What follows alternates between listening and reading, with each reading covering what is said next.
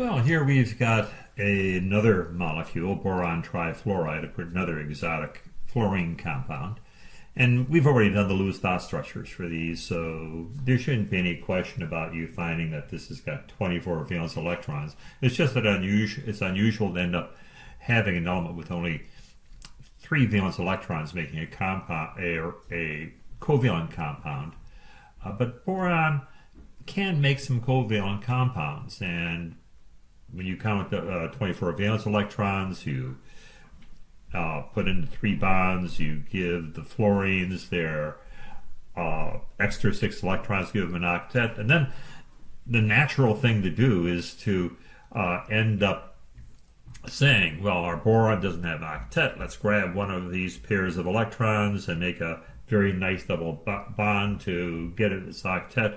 But stop, don't, because there's a couple of things against this. First of all, fluorine is very electronegative. It really grabs onto electrons, and trying to get it to share more than one pair of electrons just doesn't happen. You're never going to double bond fluorine. Another reason for that is that boron and aluminum are exceptions, and they're worth remembering because you'll see them. Boron and fluorine end up having a stable structure with just 3 pairs of electrons. So when you're dealing with a covalent compound for boron and aluminum, all you've got to do is get 3 pairs of electrons and stop. Don't go any further. Don't double bond. You're not going to do that. You're going to just leave it as is with its set. So this would be our Lewis-Dot structure for boron trifluoride. And the next step, of course, would be to figure out that it has 3 shared pairs of electrons, unusual. So its steric number is 3. The next step, and that's what we're dealing with right now, is how do we find the shape of this molecule? They always draw it this way, with 90 degrees between each of the fluorines, but that's just because it's easy to draw. The actual shape is going to depend on the valence shell electron pair repulsion model, where these fluorines, these attached atoms, and their pairs of electrons will repel one another as much as they can, which makes sense. The negative charges repel one another.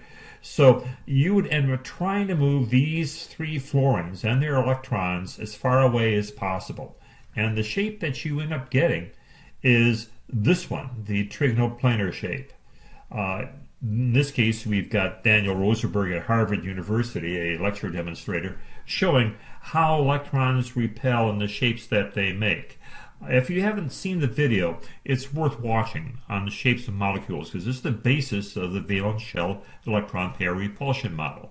So in the end, even though on a AP exam or most diagrams they'll show boron trifluoride like this, easy to draw, actually they should be drawing it in the shape of a trigonal sp2 hybrid. So we'd have a shape like this, where we'd have 120 degrees between each one of these fluorines in a plane. And this results in something very interesting.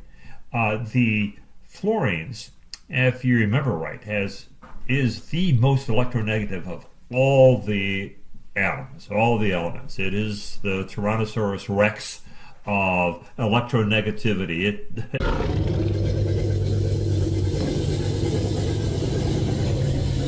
Everybody bows down to it and will end up having their electrons ripped off and pulled over, even in a covalent bond. And here we've got boron with a wimpy electronegativity of 2.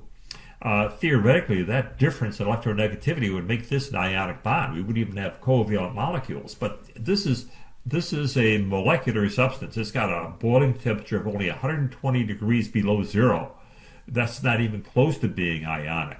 What happens is that this pull of electrons of this fluorine, because it's 120 degrees away from this one and 120 degrees away from this one, symmetrically pull against one another, and the net result is 0.